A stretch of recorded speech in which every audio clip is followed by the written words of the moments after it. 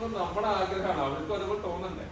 അപ്പൊ അവരെ ഒരുപാട് ശരിയാക്കി എടുക്കാനൊന്നും ആർക്കും സാധിക്കണമെന്നില്ല. അപ്പൊ നമുക്ക് പറ്റിയ ഒരു വൈബ്രേഷനുള്ള ആളുകളെ, അതിപ്പോ വേറെ ഇഷ്ടമുള്ള സൗഹൃദങ്ങൾ ഉണ്ടാക്കാൻ അതും കൂടി നമ്മൾ ഉൾപ്പെടുത്തണം. കാരണം നല്ല നമുക്ക് രക്ഷപ്പെടാൻ പറ്റുള്ളൂ.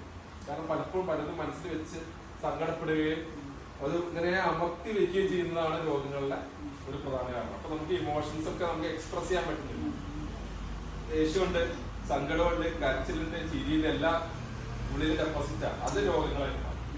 മനസ്സിലായില്ല? അതിനെയാണ് ആയുർവേദം കൂടുതൽ സൈക്കോസൊമാറ്റിക് രോഗങ്ങൾ എന്ന് പറയുന്നത്. രാഗാദികൾ എന്ന് പറയുന്നത് ദ്വേഷം, മതം, മോഹം, മാത്സര്യ, സങ്കടം എല്ലാം അതെല്ലാം തന്നെ കാലക്രമേണ എന്തായി മാറും, രോഗങ്ങളായി. അപ്പൊ അത് അമർത്തി വെക്കരുത്, അതെല്ലാം റിലീസ് ചെയ്യണം. അത് ആൾക്കാരോട് കമ്മ്യൂണിക്കേറ്റ് ചെയ്യണം. ആരുടെയും തുറന്നു പറഞ്ഞാൽ ഇതിന് ആശ്വാസം കിട്ടും. ഇന്ത്യയുടെ പ്രശ്നം ജസ്റ്റ് പറഞ്ഞാൽ മതി. ഇവൻ ഡോക്ടറോട് പറയാം, കുറച്ച് കേട്ടാൽ നമുക്കൊരു സമാധാനം. അപ്പൊ അതാണ് റിലീസായി.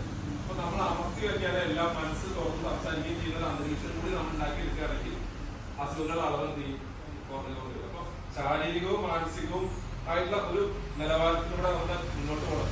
സ്ത്രീകൾക്കാണ് ഈ പ്രശ്നങ്ങളൊക്കെ താരതമ്യേന കൂടുതൽ. ആണുങ്ങൾക്ക് കമ്പനി ഈ പ്രശ്നങ്ങളൊക്കെ ഇല്ലാതല്ല, തീർച്ചയായിട്ടും ഉണ്ട്. അപ്പൊ ഇന്ന് ഞാൻ കൂടുതൽ സംസാരിക്കുന്നത് സ്ത്രീകളെ കാര്യം ആയതുകൊണ്ട്. ആണുങ്ങൾക്ക് ഇതേ പ്രശ്നമുണ്ട്, അവർക്കും വൈകാരികമായ വിഷയങ്ങളുണ്ട്, അവർക്കും സംസാരിക്കുന്നില്ല.